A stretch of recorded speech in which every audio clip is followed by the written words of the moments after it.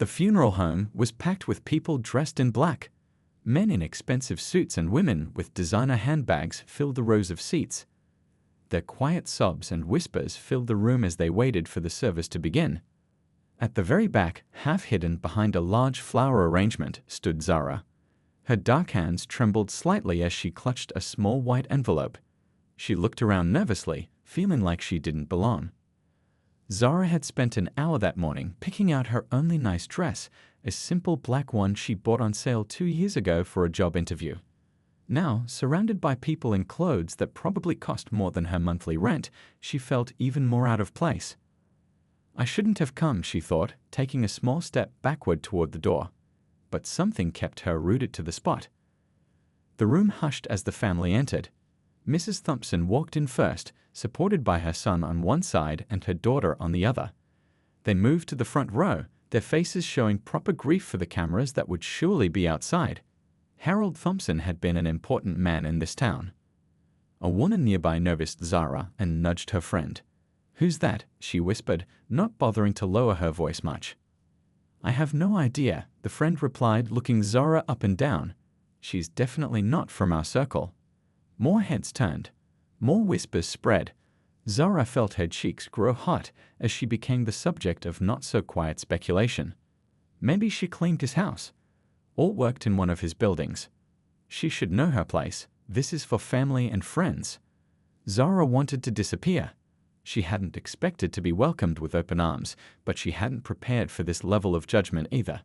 She thought about the man in the casket at the front of the room, how he'd laugh if he could see her now, standing awkwardly at his funeral while people tried to figure out why she was there. She remembered the first time she'd met Harold Thompson. It had been pouring rain that night, and the diner where she worked was empty except for her and the cook. The bell above the door had jingled, and in walked this older white man in a suit that was now soaked through. He'd looked lost in more ways than one. "Sit anywhere you like," she told him with a smile. "I'll grab you a coffee to warm up." He'd chosen the counter instead of a booth, which surprised her. Most people who came in alone preferred to hide away, but not him. That night, as the rain beat against the windows, he'd talked to her more than anyone had in months. The minister at the front of the room began to speak, pulling Zara back to the present. She couldn't see much from her position, but she could hear his deep voice talking about Harold's accomplishments, his charity work, his devotion to his family. Zara almost laughed. The Harold being described sounded nothing like the man she knew. The man who sat at her counter every Tuesday night for nearly 3 years.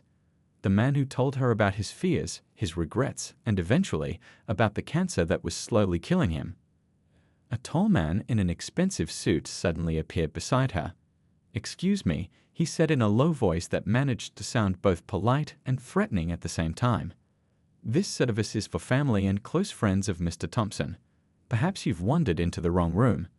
Zara's heart pounded. She looked up at the man, likely security hired by the family, and then down at the envelope in her hands. Inside was the letter she'd been so excited to show Harold, not knowing he had passed away days earlier. "I am a friend," she said quietly, her voice steadier than she expected. "He would want me here." The man looked skeptical. Mrs. Thompson had noticed the commotion now and was staring at them with narrowed eyes. The whispering around them grew louder. Zara took a deep breath. She had every right to be here, to say goodbye to someone who had changed her life. What these people thought didn't matter. What mattered was the truth about Harold Thompson, a truth that would shock everyone in this room if they knew it. And soon they would. Zara felt the security man's hand on her elbow, gently but firmly guiding her toward the exit. She glanced back at the casket one last time before allowing herself to be led out. The cool air outside the funeral home hit her face, a relief after the stuffiness inside. "I really did know him," she said quietly, more to herself than to the man beside her.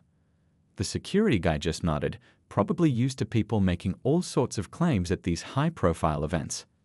"Take care now," he said, already turning back to the door. Zara walked to the bus stop, her mind drifting back to that rainy night 3 years ago. She had been working at Millie's Diner for just a few months then. The night shift was tough, dealing with drunk college kids and the occasional trucker passing through town, but it paid $1 more per hour. The bell above the door had jingled around 11:30 p.m. The rain was coming down in sheets, and in walked this older man in what had once been a very nice suit. He was completely soaked, his grey hair plastered to his head, looking like he had the weight of the world on his shoulders. "Rough night?" Zara had asked, sliding a menu across the counter. The man had looked up, seeming surprised that she'd spoken to him. "You could say that," he replied with a small smile that didn't reach his eyes. "Coffee's fresh," she offered, "and the pie isn't half bad." He'd ordered both, then sat quietly watching the rain for a while. Zara went about wiping down tables, not paying him much attention. She'd learned that some customers wanted to talk, others wanted to be left alone. "I found out I'm dying today," he said suddenly. Zara had frozen, cloth in hand, not sure if she'd heard him right. When she turned, he was looking right at her, his eyes clear but sad. "I'm sorry," she said, "because what else could you say to something like that?" "Don't be," he replied. "We're all dying, aren't we? I just got my expiration date." She'd moved back behind the counter then, pouring herself a cup of coffee and leaning against the back counter. "Want to talk about it?" And surprisingly, he did. He told her about the doctor's appointment, the scans, the cancer that had already spread too far. He told her how he'd driven around for hours afterward, not ready to go home and tell his family. "They're expecting me to live forever," he said with a bitter laugh. "I've always been the strong one, the provider, the fixer. How do I tell them I can't fix this?" They talked until her shift ended at 2 a.m. He left a $50 tip and a thank you that felt more genuine than any she'd ever received. A week later, he was back. Zara was surprised to see him take the same seat at the counter. "How did your family take the news?" she asked after bringing his coffee. "I haven't told them yet," he admitted, looking down at his cup. "But I will. Soon." That became their routine. Every Tuesday night, Harold would come to the diner during her shift. Sometimes the place was busy, and they'd only exchange a few words. Other times, like during bad weather when nobody wanted to venture out, they'd talk for hours. He told her about his business, his regrets, the charity work his wife forced him to do for appearances. She told him about dropping out of nursing school when her mom got sick, about her dreams that seemed to be slipping away. "Why nursing?" he'd asked one night. "My grandma was a nurse's aide," Zara explained. "She used to tell me stories about helping people on their worst days. I wanted to do that too, be the person who makes a difference when it matters most." Harold had nodded thoughtfully, stirring his coffee. A few weeks later, Zara received a letter about a nursing scholarship she didn't remember applying for. When she tried to ask Harold about it the next Tuesday, he just smiled and changed the subject. As the months passed, their friendship deepened. He never invited her to his big house across town, and she never expected him to. The diner was their place, neutral ground where he wasn't Mr. Harold Thompson, the businessman, and she wasn't just another black girl from the East Side trying to make ends meet. They were just two people sharing coffee and conversation. The bus pulled up, bringing Zara back to the present. As she climbed aboard, she patted the envelope in her purse. She had been so excited to show Harold her acceptance letter to the medical program. Now he would never see it. Or maybe he already knew. Maybe he had known all along what she could become. 3 days after the funeral, Zara sat in her tiny apartment surrounded by textbooks. Finals were coming up, and she needed to focus, but her mind kept drifting back to Harold. She hadn't even gotten to say a proper goodbye. Her phone buzzed with a text from her roommate Tanya. "You woke. You've barely left your room." Zara typed back, "Just studying. I'm fine." But she wasn't fine.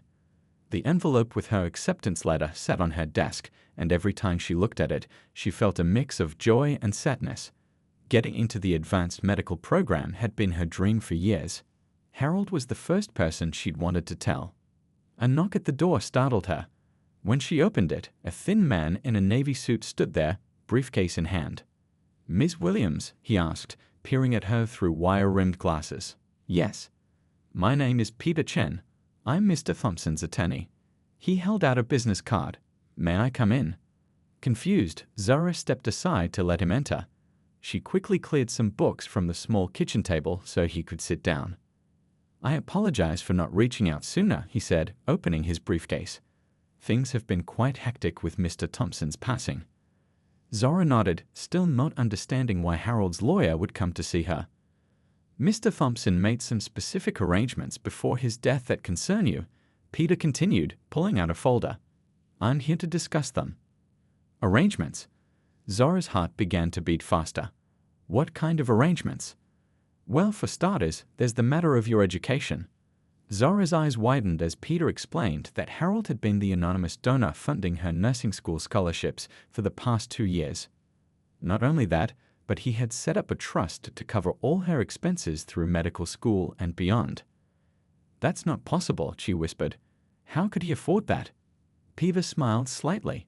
Miss Williams, Harold Thompson was worth considerably more than most people realized. The scholarships you received were just pocket change to him. Zora thought back to their conversations at the diner. Harold had always dressed well but never flashy.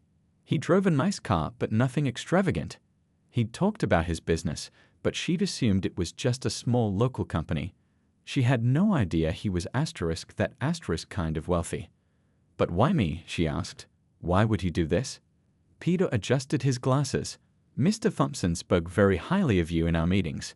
He said you reminded him of what was best in people. Kindness without agenda, determination despite obstacles. Tears filled Zara's eyes. She remembered all those nights at the diner, how Harold would ask about her classes, her dreams, how he'd listen so intently. She had thought he was just being nice, just passing time. There's more, Peter said gently. He left you this. He handed her an envelope, thicker than the one she'd brought to the funeral. Inside was a letter in Harold's handwriting. Dear Zora, it began. If you're reading this, then I'd finally run out of time. Don't be sad. We all knew this was coming. Instead, I want you to know what our friendship meant to me. She read how he had been going through the motions of life for years, building wealth, maintaining appearances, pleasing people who only valued what he could give them. How meeting her had awakened something he thought was long dead, hope. In you, I saw everything I wished I had been brave enough to be, he wrote. Someone who cares more about helping others than helping themselves. Someone who faces hardship with grace rather than bitterness. The letter explained how supporting her education had given him more joy than any business deal ever had. How watching her progress from a distance had become his favorite thing. My family never understood what really matters, Harold's letter continued. Maybe they never will. But you do, Zora. You always have. At the bottom was a P.S. There's a reading of my will next week. My attorney will give you the details. I've left you something that might cause a stir with my family. Be prepared. They won't understand our friendship, but stand your ground. You deserve every bit of what's coming to you. Zora looked up from the letter, her vision blurry through tears. What does he mean, something that might cause a stir? Peter Chen closed his briefcase. Mr. Thompson has left you a significant portion of his estate, Ms. Williams, and his family is, let's just say they're not happy about it. The law office of Chen and Associates was located in a tall glass building downtown. Zora had passed it many times on the bus, but never imagined she'd have any reason to go inside. Yet here she was, riding the elevator to the 14th floor, her stomach in knots. She'd spent hours deciding what to wear. The nicest outfit she owned was a navy blue pantsuit she'd bought for nursing school interviews. It felt stiff and uncomfortable, but at least she wouldn't look completely out of place among the rich folks. When the elevator doors opened, she took a deep breath and stepped out. The receptionist looked up. I'm here for the Thompson will reading, Zora said, trying to keep her voice steady. The woman's eyes widened slightly before she composed herself. Of course. Right this way. She led Zora down a hallway with fancy artwork to a large conference room. As soon as the door opened, all conversation inside stopped. 4 pairs of eyes turned to stare at her. Peter Chen stood at the head of the table. Ms. Williams, thank you for joining us. Please have a seat. The only empty chair was directly across from Mrs. Thompson, who was looking at Zora like she was something unpleasant stuck to the bottom of her shoe. Next to her sat a man and woman who had to be Harold's children. They had his eyes. What is she doing here? The son's voice was cold and sharp. Mr. Thompson requested Ms. Williams' presence, Peter explained calmly. This is a family matter, Mrs. Thompson said. Her pearl necklace caught the light as she straightened her back. We don't need outsiders. Zora considered walking out right then. She didn't need this kind of treatment, and she certainly didn't need Harold's money. But she remembered his letter, how he'd asked her to stand her ground. She sat down, folding her hands in her lap to stop them from shaking. "Now that everyone is here," Peter began, "we can proceed with the reading of Harold Thompson's last will and testament." The next 20 minutes were filled with legal language Zara barely understood. Harold had left specific amounts to various charities. His vacation home went to his daughter. His son got the family business, though with some conditions about how it should be run. Mrs. Thompson received the main house and a sizable portion of his savings. Her lips tightened when she heard the amount. Clearly, she had expected more. Then Peter cleared his throat. "And to Zara Williams, with whom I found true friendship and understanding in my final years, I leave the sum of $5 million. The room exploded. "This is ridiculous." Harold's son jumped to his feet. $5 million to some waitress. She obviously manipulated him. "Richard, please sit down," Peter said firmly. "No, my father was not in his right mind. He was sick, vulnerable." Richard pointed at Zara. "And she took advantage of that. We're contesting this will." "On what grounds?" Peter asked. "Undue influence, for starters," the daughter chimed in. Her voice was quieter than her brother's, but just as angry.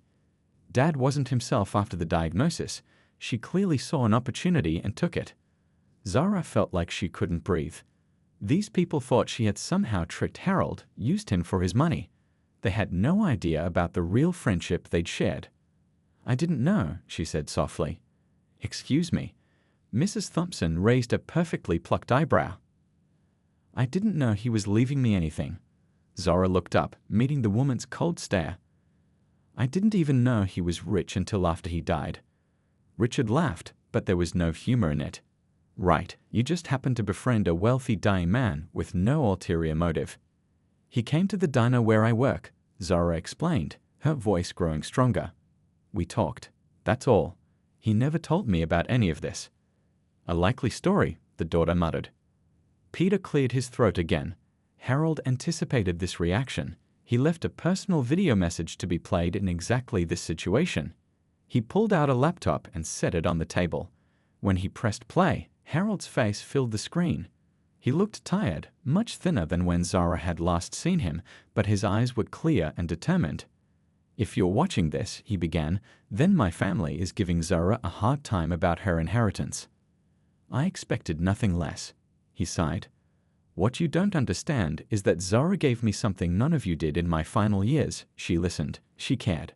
Not about my money or my business, or what I could do for her, but about me as a person. Zara felt tears running down her cheeks as Harold continued speaking from beyond the grave, defending their friendship to his disbelieving family. What none of them realized was that this was just the beginning of the revelations Harold had planned. The next 3 weeks were the hardest of Zara's life. News of the will had somehow leaked to the local press, and suddenly her face was everywhere. The headlines were brutal. "Waitress manipulates dying millionaire." "Gold digger scores big." "Thompson family fights mystery woman for fortune." She stopped going to her classes after students began whispering behind her back. Her phone rang constantly with calls from reporters and people she hadn't heard from in years, suddenly wanting to reconnect. Even the diner where she worked became a hotspot for curious onlookers, hoping to catch a glimpse of that girl who tricked old man Thompson. "Don't let them get to you," her roommate Tanya said one evening, pulling the curtains closed against the photographer who'd been camped outside their apartment building all day. "We both know the truth." But did they? Sometimes in the middle of the night, Zara found herself questioning everything. Had Harold really valued their friendship as much as she thought? Or had she somehow taken advantage of a lonely dying man without realizing it? She reread his letter almost every night, trying to find comfort in his words. "You deserve every bit of what's coming to you," he had written. Now she wondered if this nightmare was what he'd meant. The worst part was the online comments. People who'd never met her felt free to call her the most awful names, to make up stories about what she must have done to earn that money. Some comments were so racist they made her physically sick to read. On a particularly bad day, when she'd found a note with a racial slur slipped under her apartment door, Zara called Peter Chen. "I want to give it up," she said as soon as he answered. "All of it." I don't want the money. Zara, Peter's voice was gentle but firm. That's exactly what they want, to bully you into walking away. I can't live like this, she whispered. People look at me like I'm some kind of monster. Come to my office tomorrow, Peter said. There's something you need to see before you make any decisions. The next morning, Zara wore big sunglasses and a baseball cap pulled low as she hurried into the law building. Peter met her at the elevator, concern written on his face when he saw how tired she looked. The Thompson family has officially filed to contest the will, he told her as they walked to his office. They're claiming Harold wasn't mentally competent when he made his final arrangements. Maybe they're right, Zara said quietly. He was very sick at the end. Peter shook his head and unlocked a cabinet behind his desk. Harold knew this would happen. That's why he did this. He pulled out a thick, leather-bound book and handed it to her. His journal.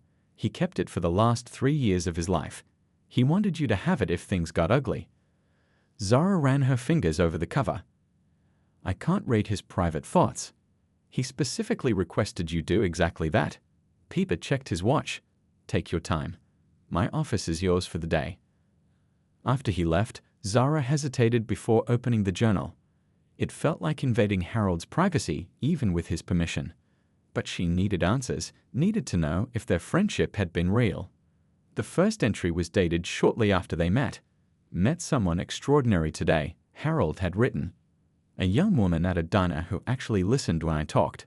Not because of who I am or what I have, but simply out of human kindness. I've almost forgotten what that feels like. As she read on, tears filled her eyes. Page after page described their Tuesday night conversations, how much he looked forward to them, how they were islands of authenticity in a sea of fakery. He wrote about his growing disappointment with his family, how they visited less and less as his illness progressed, always with excuses about being busy. Told my wife about my waitress friend today, one entry read. She asked if I'd lost my mind. What could you possibly have in common with someone like that? She demanded. What she really meant was, what could I have in common with someone who looks like that, who comes from where she comes from? The casual racism in this house suffocates me more than the cancer. Zara's hands trembled as she turned to entries from the past year. Decided today to help Zara with school. Anonymously, of course. She'd never accepted otherwise. This isn't charity. It's investment in someone who will do more good with my money than my own children ever would. And then, most shocking of all, from just 2 months before he died, my son showed me the company's hiring reports today. Proud of how they've kept costs down. Disgusted to discover they've been systematically rejecting qualified applicants from minority backgrounds for years. My own company, my own legacy. This stops now, one way or another. Zara closed the journal, her mind reeling.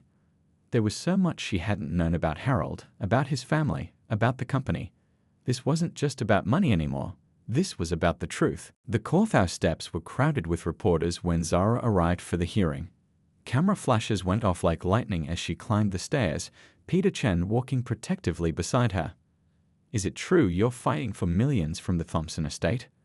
A reporter shouted. Did you have a romantic relationship with Harold Thompson? Yelled another. Zara kept her head down, clutching her bag that held Harold's journal. After spending days reading his private thoughts, she felt a new kind of strength. She wasn't just fighting for herself anymore. Inside the courtroom, the Thompson family was already seated with their team of lawyers. Richard glared at her as she walked in. His sister looked away, uncomfortable. Mrs. Thompson sat straight-backed and stone-faced, staring directly ahead. All rise, the bailiff called as the judge entered. For the next hour, the Thompsons' lawyer painted Zara as a calculating young woman who had taken advantage of a wealthy, dying man. He showed the court Harold's medical records, pointing out medications that might have affected his judgment. Mr. Thompson was not in his right mind when he changed his will, the lawyer argued. No sound-minded individual would leave $5 million to a waitress he barely knew unless he was being manipulated. When it was Peter's turn, he approached calmly. Your Honor, my client has been portrayed as a gold digger who somehow tricked a successful businessman. But the truth is much simpler. Harold Thompson and Zara Williams formed a genuine friendship during the last years of his life. Mrs. Thompson snorted quietly, but Peter continued. Mr. Thompson was not just of sound mind when he made these arrangements, he was meticulous. He recorded videos, kept detailed journals, and made sure his wishes would be clear. He anticipated this exact situation. The judge, a gray-haired woman with sharp eyes, leaned forward. "Mr. Chen, do you have evidence to support this friendship beyond Mr. Thompson's word?" "Yes, Your Honor," Peter said. "We'd like to submit Mr. Thompson's personal journals as evidence." The Thompson family's lawyer jumped up. "Objection. Private writings without context cannot be considered reliable evidence." "Your Honor," Peter countered, "these journals span 3 years. They provide extensive context and insight into Mr. Thompson's state of mind." The judge considered for a moment. "I'll allow it. The court will review the journals." Richard leaned over to whisper urgently to his lawyer. Zora wondered if he knew what was in those journals, if he knew his father had discovered the truth about the company's hiring practices. "Additionally," Peter continued, "we have something else Mr. Thompson prepared." He nodded to his assistant, who set up a laptop and projector. The lights dimmed, and suddenly Harold's face appeared on the wall. He looked tired but determined, sitting in what appeared to be his home office. "If this video is being played in court," Harold began, "then my family is fighting my decision to leave part of my estate to Zora Williams. I want to address the court directly about why I made this choice." For the next 15 minutes, Harold spoke about his cancer diagnosis, his growing isolation from his family, and how his Tuesday night conversations with Zora became his lifeline. "My family visited out of obligation," he said, his voice tinged with sadness. "But Zora listened because she cared. She never asked for anything. Never even knew I was wealthy until I mentioned my company once in passing."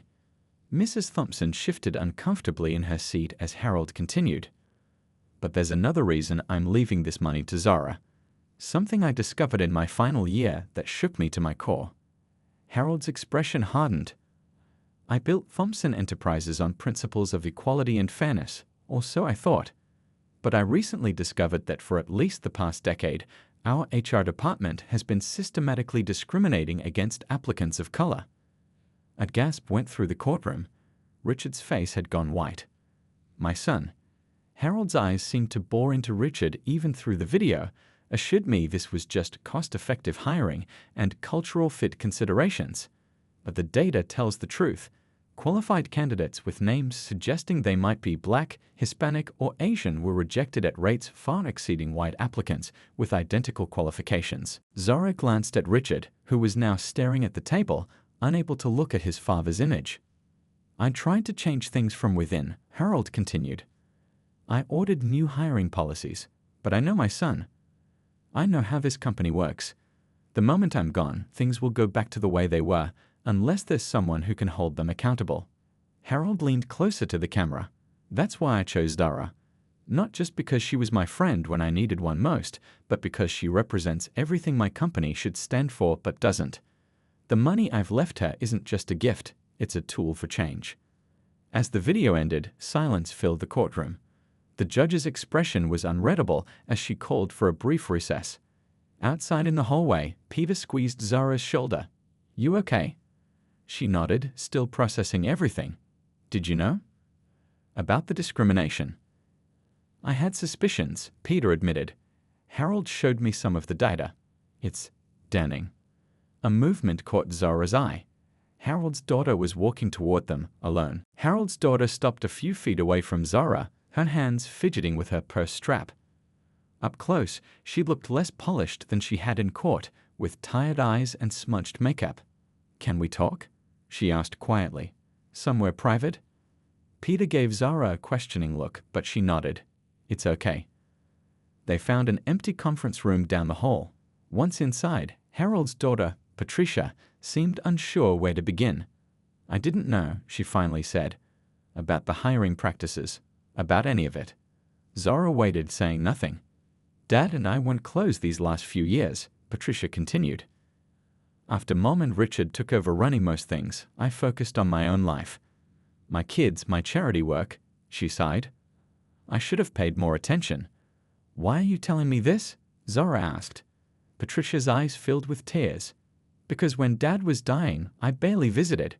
I told myself I was too busy, that it was too hard seeing him like that. She wiped at her cheek. But you were there. A stranger. You did what his own family couldn't. Before Zara could respond, the bailiff appeared at the door. The judge is returning. Everyone back to the courtroom. The mood had shifted when they returned. Mrs. Thompson was whispering furiously with Richard, while their lawyer looked uncomfortable. When the judge took her seat, her expression was stern. Having reviewed the evidence, including Mr. Thompson's journals and video testimony, I've reached a decision, she announced. This court finds that Harold Thompson was of sound mind when he made his will. His wishes shall be respected. The petition to contest is denied. Richard stood up, his face red with anger. Your Honor, this is... Sit down, Mr. Thompson, the judge said sharply. Unless you'd like me to order a formal investigation into your company's hiring practices based on your father's allegations. Richard went pale and slowly sat down. Case dismissed. The judge banged her gavel. Outside the courthouse, reporters swarmed around them. Peter expertly guided Zara through the crowd to a waiting car. We won, he said as they pulled away. The money is yours. Zara stared out the window. It doesn't feel like winning. What do you mean? All this fighting, all this ugliness. This isn't what Harold would have wanted. She turned to Peter. I know what I need to do. 3 months later, Zara stood at a podium in front of the newly renovated community center in her old neighborhood. A large sign above the entrance read, Thompson Foundation for Equal Opportunity. Harold Thompson believed that everyone deserves a chance, she said to the crowd gathered for the grand opening. He believed in people, not their backgrounds or appearances, but their hearts and abilities. She looked out at the faces watching her. Former classmates, neighbors, even some Thompson Enterprises employees who had reached out after the court case made headlines. That's why today, we're not just opening a community center. We're launching scholarships for minority students in medicine and nursing. We're creating job training programs. And we're establishing a legal fund to fight workplace discrimination. In the back of the crowd, Zara spotted Mrs. Thompson standing stiffly beside Patricia. They had accepted her invitation, though Richard had refused. This foundation will use Harold's gift to create the change he wanted to see, Zara continued. We've already partnered with 20 local businesses committed to fair hiring practices. What she didn't mention was the agreement she'd made with Thompson Enterprises. In exchange for not pursuing legal action over their past discrimination, the company had agreed to completely overhaul their hiring policies, fund several foundation initiatives, and allow regular audits of their practices. Richard had fought it bitterly, but Patricia and eventually even Mrs. Thompson had pushed him to agree. As Patricia had said, it's what Dad would have wanted. After the ceremony, as people toured the new facilities, Mrs. Thompson approached Zara. You could have kept it all, she said, her voice lacking its usual sharpness. The money, used it for yourself. Zara shook her head. That was never what this was about. Mrs. Thompson studied her for a long moment. I think I'm finally beginning to understand why Harold valued your friendship so much. She hesitated, then added, perhaps, you could tell me more about these conversations you had with my husband. What he was really thinking in those final years. As they walked together toward the center's small cafe, Zara felt a sense of peace she hadn't experienced since before Harold's death. This was his true legacy, not money or buildings or even the foundation itself, but connections between people who might otherwise never have understood each other. From somewhere, she could almost hear Harold's gentle laugh of approval. The black girl who had been ignored at his funeral had become the keeper of his most important truth, that what matters most in the end isn't wealth or status, but the humanity we recognize in each other.